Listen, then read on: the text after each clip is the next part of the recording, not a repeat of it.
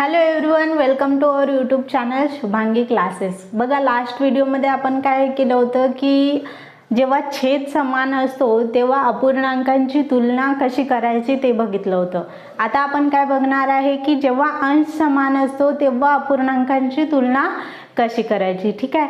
आता बघा, लास्ट व्हिडिओमध्ये आपण काय केलं होतं की जेव्हा छेद समान असतो तेव्हा आपण काय केलं होतं की अंशाकडे जास्त लक्ष दिलं होतं की ज्याचा अंश मोठा असेल तोच अपूर्णांक सर्वात मोठा असेल.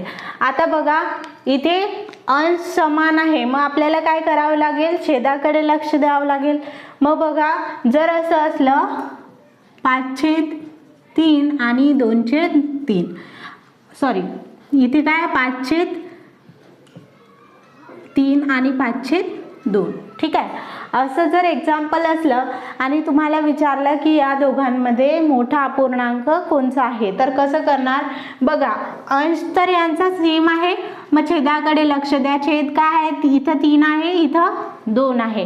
मग आता काय करावं लागेल तुम्हाला की ज्याचा छेद सर्वात लहान तो अपूर्णांक मोठा. ठीक आहे. म्हणजे ज्याचा छेद सर्वात लहान कोणाचा आहे, आता 3 लहान आहे की मोठा, 3 मोठा आहे आणि 2 लहान आहे. म्हणजे 5/2 काय असणार, मोठा अपूर्णांक. कारण की याची व्हॅल्यू किती येईल, याच्यापेक्षा जास्त येईल. बघा, 2 ने जर 5 ला भाग दिलं तर बघा 4 पॉइंट समथिंग येणार, पण 3 ने जर भाग दिलं 5 ला तर काय येईल, 1 पॉइंट समथिंग. ठीक आहे. मग 5/2 कसा आहे, मोठा आहे 5/3 पेक्षा. बघा, कन्फ्यूज होऊ नका. फक्त एवढं लक्षात ठेवायचं आहे की जेव्हा अंश समान असतो तेव्हा छेदाकडे लक्ष द्यायचं आणि ज्याचा छेद सर्वात लहान तो अपूर्णांक सर्वात मोठा. ठीक आहे. आता लहान संख्येपासून सुरुवात करू. पहिल्या एक्झाम्पल मध्ये बघा, सर्वात लहान छेद कोणता आहे, 4. कारण की इथे अंश तर समान आहे, फक्त आपल्याला छेदाकडे लक्ष द्यायचं आहे. मग 26/4.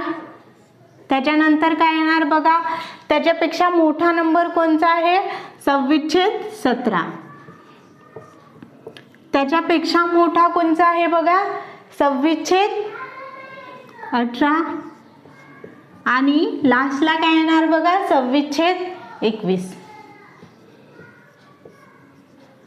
ठीक आहे. मग आता 26/4 काय सर्वात मोठा आहे म्हणून असं साइन द्या. मग त्याच्यापेक्षा लहान कोणता आहे, हा, आणि याच्यापेक्षा मोठा हा आहे म्हणून असं साइन येणार, आणि हा सर्वात लहान. समजलं.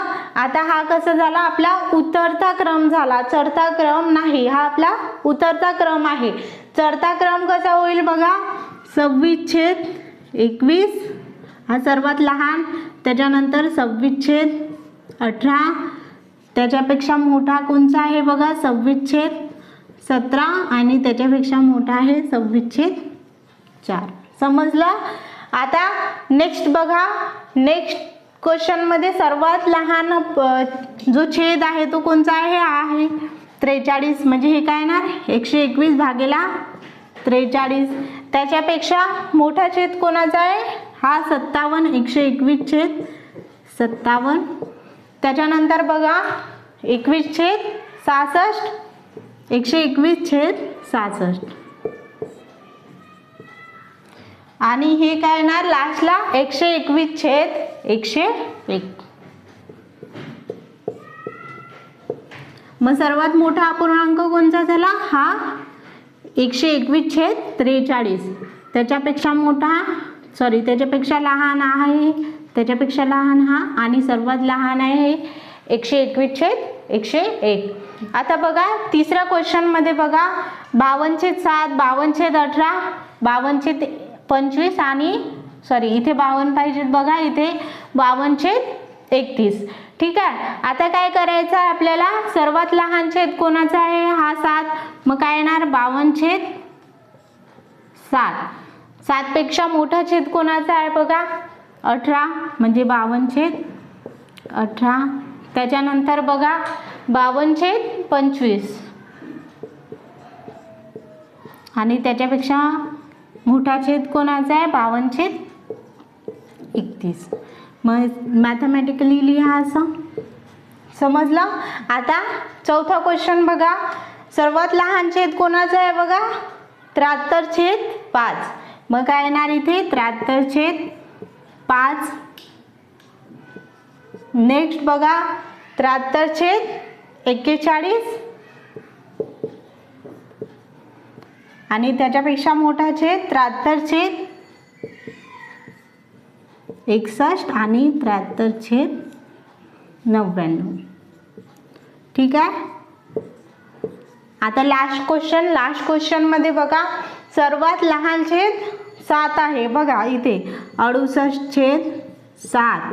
त्याच्यानंतर 68/14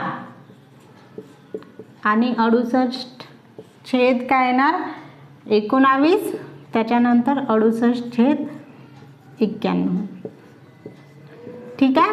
मग हे काय झाले उतरत्या क्रमाने मी लावून दिले. आता तुम्हाला काय करायचं आहे चढत्या क्रमाने लावायचं आहे. ठीक आहे. आय होप तुम्हाला हा व्हिडिओ आवडला असेल. जर तुम्हाला काही डाऊट असेल तर तुम्ही कमेंट सेक्शनमध्ये सांगू शकता.